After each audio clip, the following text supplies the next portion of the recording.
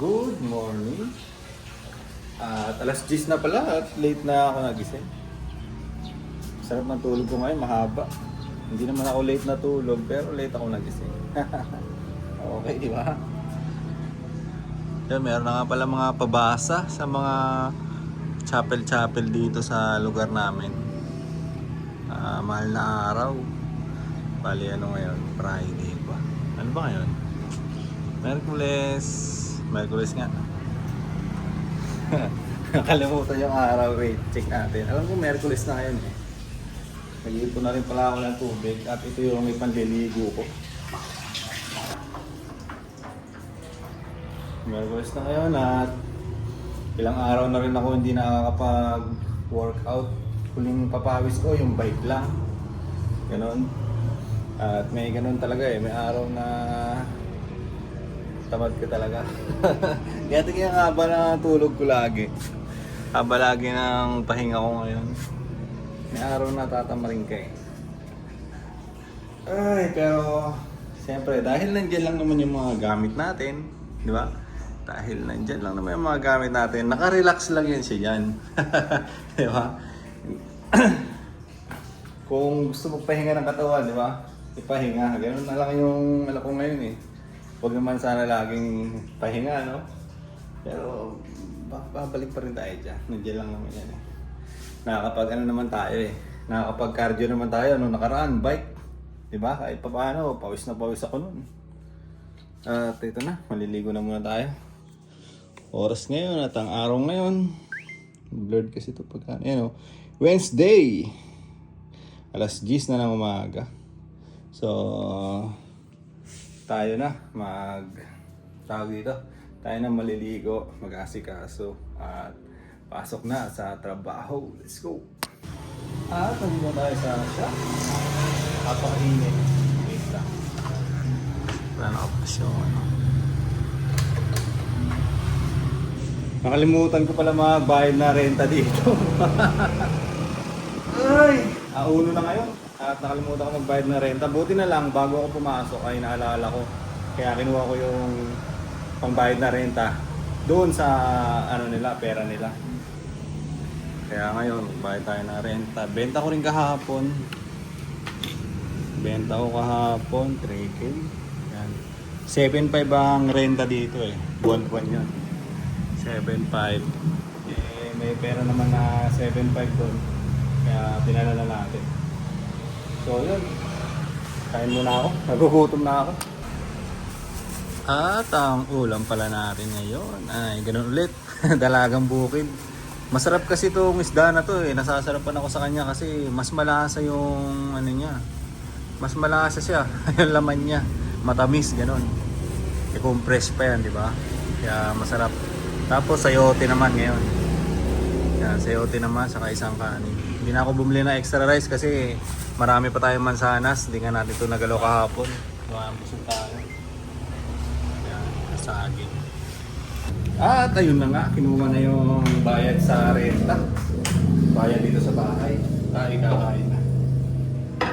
Medyo nagugutom na eh. Napabayad na rin ako ng internet dito kahapon. Tubig na lang yan. Wala pa yung bill ng tubig dito eh. Pero doon sa bahay, meron na. Medyo na-delay na konti dito. Hanggang 11 pa naman yung due date nun. Hanggang April 11 pa. April 1 pa lang ngayon. Mga susunod na araw niya, no? Baka mamaya, ibigay na nila yan. So, kain na muna tayo.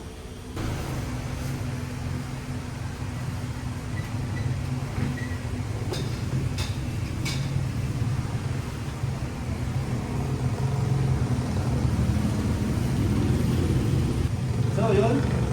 Tara na. Kain na. Thank you, Lord. Tingnan mo natin. Kain tayo mga tol.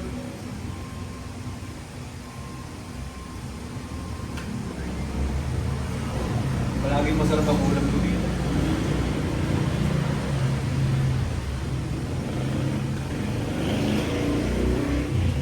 Nagmuwi na si baby. Lalong masarap ang mga ulam natin. Galing ko naman magluto si baby.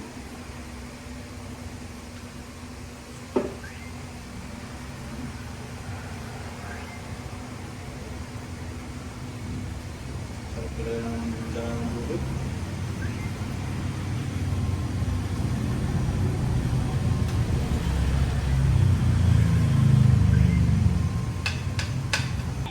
Yung bigasan. Pero siya, tuloy-tuloy pa rin siya nagbibigay kasi nga, since wala kang work, Init. ito yung gawin mo na lang. Para Ay. gawa ng business mo. Tuloy-tuloy lang. Ganun ang Ayusin ko nga yung inventaryo natin at yung sales para ma-send ko na sa kanila. So yun, ayusin ko muna itong mga to. Let's go! Grabe kasi nabusog ako. Ngayon lang ako uminom ng tubig. Ala, gagi. Nakalimutan ko na naman, oh. Kahapon pa to. Teka, tanggalin ko muna. Ang init na niya. Ah, shit. Nakalimutan ko lang. Kaya ayaw ko isaksak to. Lagi ko nakakalimutan eh. Buti na lang hindi siya sumasabog at talagang maganda yung items na to. Ay, mainit siya ng konti. Normal lang pero hindi naman sobrang init. Nakalimutan ko na naman. Sorry guys. Alam mo kasi pagka medyo humapon-hapon na. Medyo lumilipad yung mga lamok-lamok dito. Eh, pag sinisindihan ko yun, nawawala naman sila. Ewan ko lang kung saan sila pumupunta nun ha. Pero nawawala sila. Ay, busog ako. Anong gagawin natin ngayon? Wala, ganun lang. Tapos na ako ganun ng sales, ng report, magpasa sa kanila. So, yun, ganito na yung gagawin natin. Manonood lang ako ng mga podcast dito habang nagtatrabaho dito sa isa nating cellphone. Ganun lang. Ay, thank you Lord. Ay, thank you Lord. Ay, thank you Lord sa pang-araw-araw. Kahit papaano ay nakaka-survive tayo at hindi talaga tayo yung talagang ang tawag doon, paano ba natin sasabihin yun? Yun talagang hindi yun talagang gipit na gipit. Gipit ka pero hindi yun talagang totally na gipit na gipit na gipit. Ganon. Pero gipit pa rin. Di ba? Kaya kailangan natin magtrabaho dito, mag-side hustle.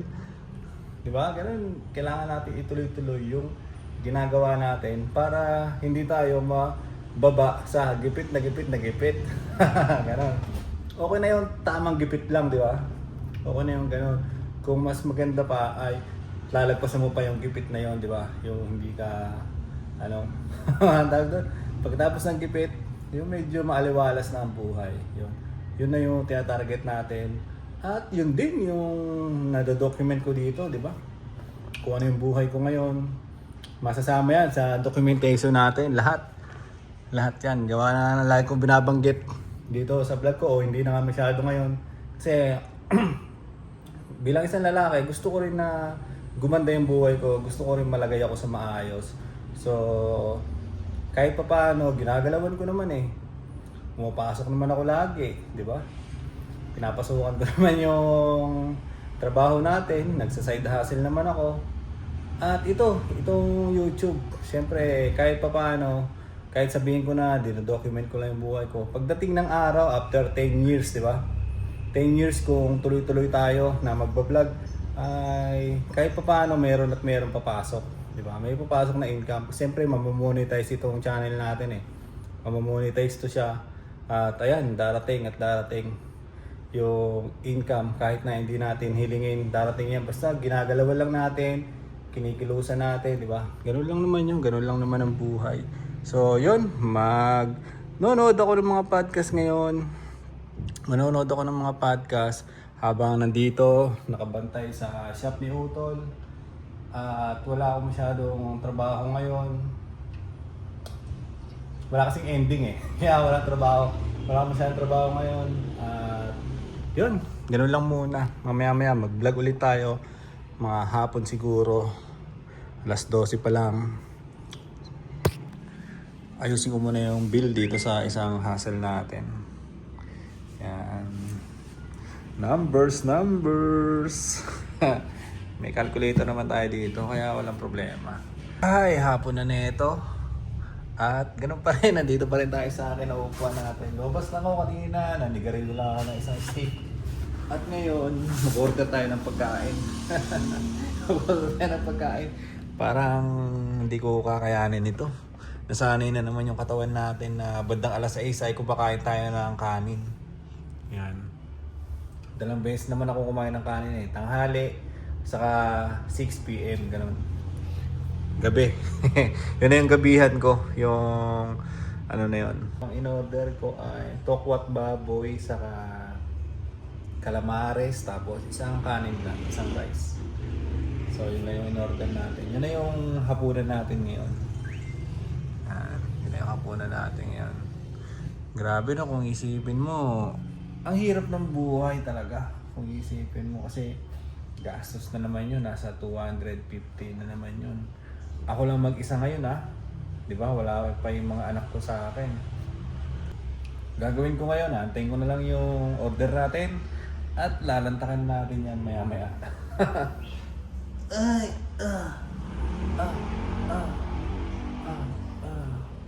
Tapos nag-order nga rin pala sila ng pang tawag doon, pang sa salamin ba? Pang wiper, gano'n. So 100 lang naman eh. Binayaran na natin. Kay baby to, pina-order ni baby. Pina-order ni baby. Para daw may panglinis doon sa yung bintana doon sa bahay, yung madalas binubuksan ko. Madalas binubuksan ko na salamin, glass door yon. Yung glass door pala yung tawag. Ito na nga pala yung order natin. Nag-order lang ako ng tokwat baboy, calamares, saka isang kanin. Yan. Ito sa natin to. Kainin na natin, nagutom ako bigla talaga. Ako lang yan pag nagugutom ka, kumain ka, di ba? Ayan o. Hindi naman talaga tayo, expert sa pagkain, di ba? Kung ano yung mga bawal kainin, kung ano yung mga hindi dapat ikarga sa katawan mo, hindi naman natin alam yun mga yun eh. Kain lang tayo ng kain. Kain lang tayo ng kain. Basta magpapawis na lang tayo sa mga susunod na araw, di ba? Let's go. Sarap din niya ito.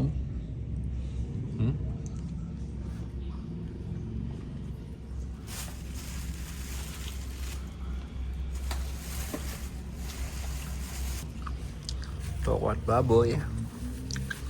Tag 110 naman ang order nito. 110. Tapos magkano to? Basta 300 lahat to kasama yung bayad sa shipping fee at bayad sa GCash. Kulit nga pagka magsesend ka ng GCash mayroon pang fee. May 5 piso pa. Kasi kaka-shot down nila yun ng mga rider. At tara, kain na tayo. Kain tayo mga tol. Thank you Lord. Tokwa.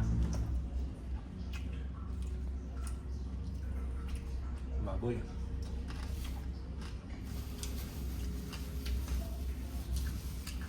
Tapos kain kang kanin, no?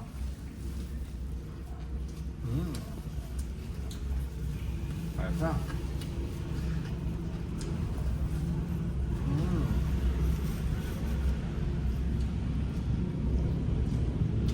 Kali muna ako, manonood na rin ako.